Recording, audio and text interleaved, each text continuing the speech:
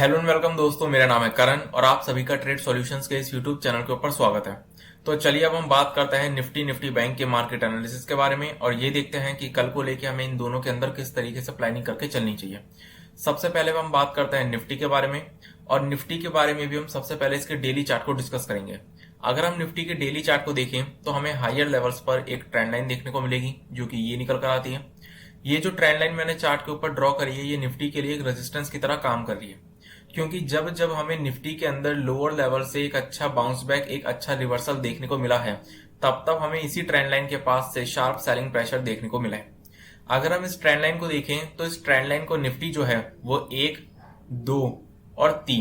3 बार already Nifty अपनी इस trend line को टेस्ट कर चुकी है। और जब जब कोई भी सपोर्ट या कोई भी रेजिस्टेंस लेवल बार बार टेस्ट होता है तो उस रेजिस्टेंस या उस सपोर्ट लेवल के ब्रेक होने के चांसेस बहुत ज्यादा बढ़ जाते हैं। और क्योंकि निफ्टी इस ट्रेंड लाइन को ऑलरेडी 3 बार टेस्ट कर चुकी है, तो अगर निफ्टी आने वाले टाइम में अपनी इस ट्रेंड लाइन को एक बार फिर से टेस्ट करती है तो इस ट्रेंड लाइन के ब्रेक होने के चांसेस जो है वो बहुत ज्यादा बढ़ सकते हैं।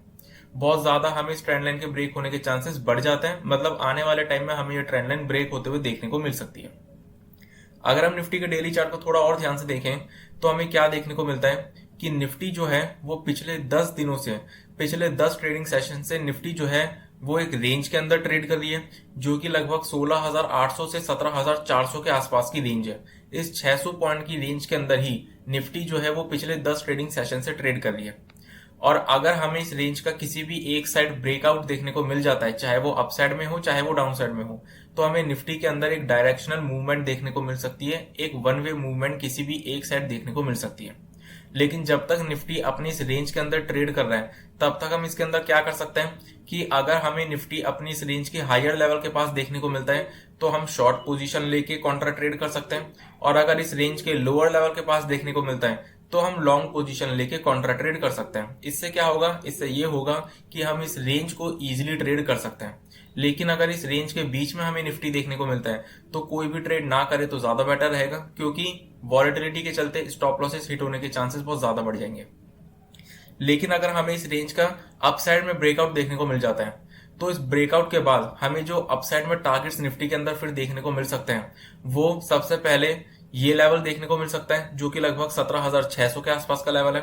अगर मान लो 17,600 के लेवल्स ब्रेक हो जाते हैं तो फिर जो हमें निफ्टी के अंदर अगले लेवल्स देखने को मिल सकते हैं वो है ये स्विंग के लेवल्स जो कि लगभग 17,800 के आसपास के लेवल्स हैं। और अगर किसी भी सिचुएशन में हमें 17,800 के लेवल्स भी ब्रेक होते हुए देखने को मिल जाते हैं तो फिर ये जो ट्रेंड लाइन हमें देखने को मिल रही है इस ट्रेंड लाइन के भी फिर ब्रेक होने के चांसेस बहुत ज्यादा बढ़ जाते हैं, मतलब फिर हमें ये ट्रेंड लाइन भी ब्रेक होते हुए देखने को मिल सकती है। लेकिन अगर मान लो कि इस रेंज का हमें डाउन साइड में ब्रेकआउट देखने को मिलता है तो फिर नीचे की तरफ जो हमें लेवल्स देखने को मिल सकते हैं वो है सबसे पहले ये स्विंग लो के लेवल्स जो कि लगभग 16,450 के आसपास के लेवल्स है। और अगर 16,450 का लेवल ब्रेक हो जाता है तो फिर हमें इसके अंदर सीधा ये स्विंग लो तक के लेवल्स भी देखने को मिल सकते हैं जो कि लगभग 15,675 के आसपास के लेवल्स हैं। तो चलिए हम 15 मिनट के चार्ट को भी डिस्कस कर लेते हैं।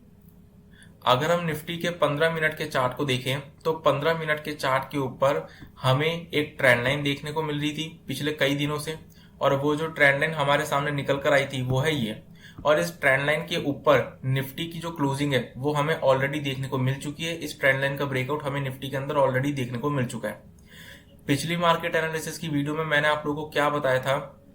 कि निफ्टी के अंदर हम लॉन्ग पोजीशन कब बिल्डअप कर सकते हैं, अगर निफ्टी इसी रेंज के अंदर ओपन होती है और अपने इस स्विंग हाई के लेवल को ब्रेक करती है तो हम निफ्टी के अंदर लॉन्ग पोजीशन बिल्डअप कर सकते हैं। जिसमें कि जो मैंने आप लोगों को टारगेट्स बताए थे वो बताए थे ये स्विंग हाई के लेवल्स जो कि लगभग 17,415 के आसपास के लेवल्स थे। शॉर्ट साइड मैंने आप लोगों को क्या बोला था कि निफ्टी के अंदर हम शॉर्ट पोजीशन कब बिल्डअप कर सकते हैं कि अगर निफ्टी अपनी इसी रेंज के अंदर कहीं पर भी ओपन होती है और अपने इस स्विंग लो के लेवल को ब्रेक करती है तो भी हम निफ्टी के अंदर शॉर्ट पोजीशन बिल्डअप कर सकते हैं। जिसमें कि मैंने जो आप लोगों को टारगेट्स बताए थे वो बताए थे इस ट्रेंड लाइन तक के लेवल्स। शॉर्ट पोजीशन बिल्डअप करने का मैंने आप लोगों को एक और तरीका बताया था, और वो क्या कि अगर निफ्टी हमें 17,415 के लेवल्स के आसपास देखने को मिलती है और इस लेवल के पास अगर कोई भी नेगेटिव कैंडल या नेगेटिव प्राइस एक्शन देखने को मिलता है तो हम यहां पर भी शॉर्ट पोजीशन बिल्डअप कर सकते हैं। लेकिन अगर हम बात करें लास्ट ट्रेडिंग सेशन की तो लास्ट ट्रेडिंग सेशन में हमें निफ्टी के अंदर गैप अप ओपनिंग देखने को मिली, और गैप अप ओपनिंग के बाद हमें निफ्टी के अंदर सेलिंग प्रेशर भी देखने को मिला। लेकिन ये जो हमें स्विंग लो का लेवल देखने को मिल रहा है, इस स्विंग लो के लेवल के पास से निफ्टी ने सपोर्ट लिया और एक अच्छा रिवर्सल दिखाया। प्रॉब्लम कहां पर आई? प्रॉब्लम ये आई कि डेज हाइस के आसपास से सेकंड हाफ में हमें निफ्टी के अंदर एक बहुत बड़ा फॉल देखने को मिला, एक वन वे एक शार्प गिरावट हमें निफ्टी के अंदर देखने को मिली। अच्छी बात इसके अंदर क्या है निफ्टी के चार्ट के ऊपर, अगर हम निफ्टी के चार्ट को देखें तो ये जो ट्रेंड लाइन चार्ट के ऊपर हमें देखने को मिल रही है, निफ्टी ने इतनी बड़ी गिरावट के बाद जो सपोर्ट लिया, जो रिवर्सल दिखाया, वो अपनी इसी ट्रेंड लाइन के पास से दिखाया। तो इससे ये पता चल जाता है कि जो ट्रेंड लाइन अभी तक निफ्टी के लिए रेजिस्टेंस की तरह काम कर रही थी, वो शायद अब निफ्टी के लिए एक सपोर्ट की तरह काम कर रही है। तो अगर हम कल को लेके बात करें कि कल को लेके क्या करना चाहिए, तो अगर निफ्टी इसी रेंज के अंदर कहीं पर भी ओपन होता है और अपनी इस ट्रेंड लाइन को ब्रेक करता है, अगर नीचे की तरफ, अगर निफ्टी फ्लैट ओपन होता है इसी रेंज के अंदर कहीं पर भी और अपनी इस ट्रेंड लाइन को नीचे की तरफ ब्रेक करता है, तो ही हम निफ्टी के अंदर शॉर्ट पोजीशन बिल्डअप करेंगे, जिसमें कि हमारे जो टारगेट्स निकल कर आएंगे वो निकल कर आएंगे सबसे पहले ये स्विंग लो के लेवल्स, जो कि हमारे सामने निकल कर आते हैं लगभग 16,950 के आसपास के लेवल्स। जो दूसरे टारगेट हमारे सामने निकल कर आएंगे वो है ये स्विंग लो के लेवल्स, जो कि लगभग 16,900 के आसपास के लेवल्स निकल कर आते हैं। और जो तीसरे और फाइनल टारगेट शॉर्ट साइड में हमारे सामने निकल कर आएंगे वो निकल कर आएंगे ये स्विंग लो के लेवल्स, जो कि लगभग 16,825 के आसपास के लेवल्स हैं। लॉन्ग पोजीशन हम इसके अंदर कब बिल्डअप कर सकते हैं? क्योंकि निफ्टी की जो क्लोजिंग हुई है वो अपने सपोर्ट लेवल्स के आसपास क्लोजिंग हुई है। अपने सपोर्ट लेवल से ही निफ्टी के अंदर हमें आखिरी के 15 मिनट में लास्ट ट्रेडिंग सेशन में रिवर्सल देखने को मिला है।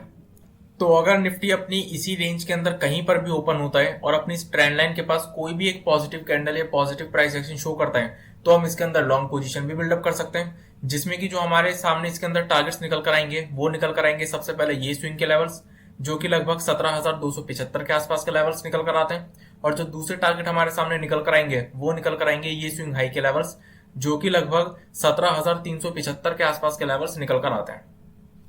तो चलिए अब हम बात करते हैं निफ्टी बैंक के मार्केट एनालिसिस के बारे में। और निफ्टी बैंक के मार्केट एनालिसिस के अंदर भी हम सबसे पहले डिस्कस करेंगे इसके डेली चार्ट को। अगर हम निफ्टी बैंक के भी डेली चार्ट को ध्यान से देखें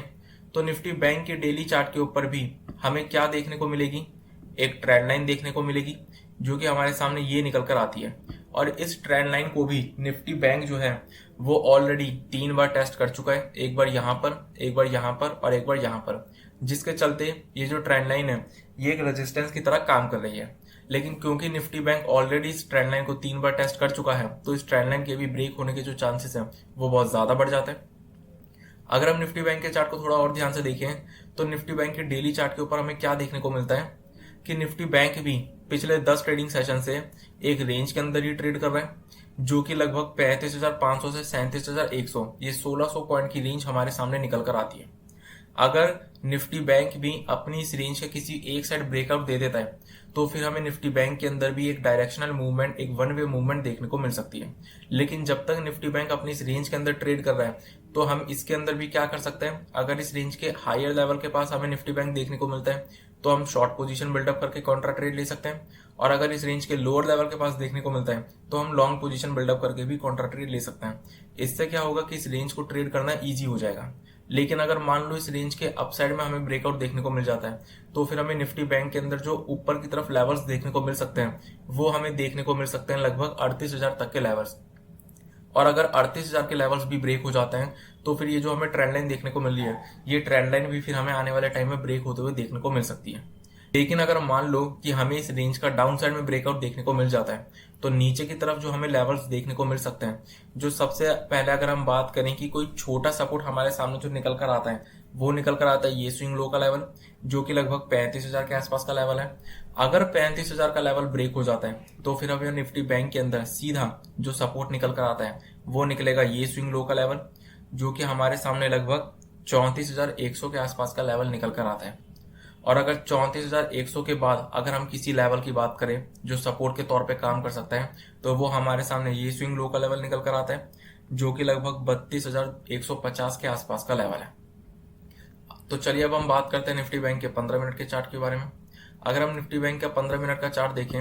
तो निफ्टी बैंक के चार्ट के ऊपर भी मैंने आप लोगों को एक ट्रेंड लाइन के बारे में बताया था, और वो जो ट्रेंड लाइन थी वो थी ये ट्रेंड लाइन। और इस ट्रेंड लाइन का भी जो ब्रेकआउट है निफ्टी बैंक के चार्ट के ऊपर वो हमें ऑलरेडी देखने को मिल चुका है।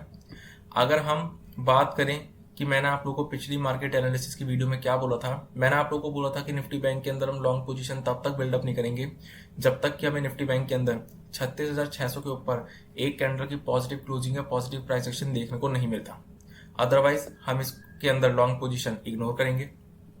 शॉर्ट पोजीशन के केस में मैंने आप लोगों को क्या बोला था कि अगर निफ्टी बैंक अपनी इसी रेंज के अंदर कहीं पर भी ओपन होता है और अपने स्विंग लो के लेवल को ब्रेक करता है तो हम इसके अंदर शॉर्ट पोजीशन भी बिल्डअप कर सकते हैं। टारगेट जो मैंने आप लोगों को बताए थे वो बताए थे सबसे पहले इस ट्रेंड लाइन तक के लेवल्स, और अगर ये ट्रेंड लाइन ब्रेक हो जाती है तो फिर जो मैंने आप लोगों को टारगेट्स बताए थे वो थे ये स्विंग लो के लेवल्स, जो कि लगभग 35,950 के आसपास के लेवल्स थे। दूसरा तरीका मैंने आप लोगों को शॉर्ट पोजीशन के केस में क्या बोला था कि अगर हमें निफ्टी बैंक के अंदर तेजी का मोमेंटम, अपसाइड मोमेंटम देखने को मिलता है जिसके चलते हमें 36,600 का लेवल देखने को मिल जाता है, और अगर इस लेवल के पास कोई भी एक नेगेटिव कैंडल या नेगेटिव प्राइस एक्शन देखने को मिलता है तो हम यहां पर भी शॉर्ट पोजीशन बिल्डअप कर सकते हैं। अब अगर हम बात करें लास्ट ट्रेडिंग सेशन की, तो लास्ट ट्रेडिंग सेशन में हमें निफ्टी बैंक के अंदर भी गैप अप ओपनिंग देखने को मिली, और ओपनिंग के बाद हमें निफ्टी बैंक के अंदर भी सेलिंग प्रेशर देखने को मिला, और अपने इस स्विंग लो के लेवल के पास से हमें निफ्टी बैंक के अंदर भी सपोर्ट देखने को मिला, और इस लेवल से हमें निफ्टी बैंक के अंदर भी एक अच्छी रिकवरी देखने को मिली, जिसके चलते निफ्टी बैंक ने अपने 36,600 के लेवल को ब्रेक भी किया और उसके ऊपर सस्टेन भी किया। लेकिन सेकेंड हाफ में हायर लेवल से हमें निफ्टी बैंक के अंदर भी एक वन वे गिरावट देखने को मिली, एक बहुत बड़ी गिरावट, डायरेक्शनल शार्प गिरावट हमें निफ्टी बैंक के अंदर सेकेंड हाफ में देखने को मिली। लेकिन निफ्टी बैंक ने भी अपनी इसी ट्रेंड लाइन के पास सपोर्ट लिया और इस ट्रेंड लाइन के पास सपोर्ट लेकर रिवर्सल दिखाया। अब अगर हम बात करें कि कल को लेके क्या करना चाहिए, तो अगर निफ्टी बैंक अपनी इसी रेंज के अंदर कहीं पर भी ओपन होता है और अपनी इस ट्रेंड लाइन को नीचे की तरफ ब्रेक करता है तो ही हम इसके अंदर शॉर्ट पोजीशन बिल्डअप करेंगे, जिसमें कि जो हमारे टारगेट्स निकल कर आएंगे वो निकलेंगे सबसे पहले ये स्विंग लो के लेवल्स, जो कि लगभग 35,750 के आसपास के लेवल्स हैं। जो दूसरे टारगेट हमारे सामने निकल कर आएंगे वो है ये स्विंग लो के लेवल्स, जो कि लगभग 35,500 के आसपास के लेवल्स हैं। और जो तीसरे और फाइनल टारगेट शॉर्ट साइड में हमारे सामने निकल कर आएंगे वो है ये स्विंग लो के लेवल्स, जो कि लगभग 35,000 के आसपास के लेवल्स हैं। अब अगर हम बात करें लॉन्ग पोजीशन की कि लॉन्ग पोजीशन हम इसके अंदर कैसे बिल्डअप कर सकते हैं, तो अगर निफ्टी बैंक इसी रेंज के अंदर कहीं पर भी ओपन होता है और इस ट्रेंड लाइन के पास कोई भी एक पॉजिटिव कैंडल या पॉजिटिव प्राइस एक्शन शो करता है तो हम इसके अंदर लॉन्ग पोजीशन भी बिल्डअप कर सकते हैं, जिसमें कि फर्स्ट टारगेट हमारे सामने निकल कर आएंगे ये स्विंग के लेवल्स, जो कि लगभग 36,400 के आसपास के लेवल्स हैं। और जो दूसरे टारगेट हमारे सामने निकल कर आएंगे वो है ये स्विंग हाई के लेवल्स, जो कि लगभग 36,700 के आसपास के लेवल्स हैं।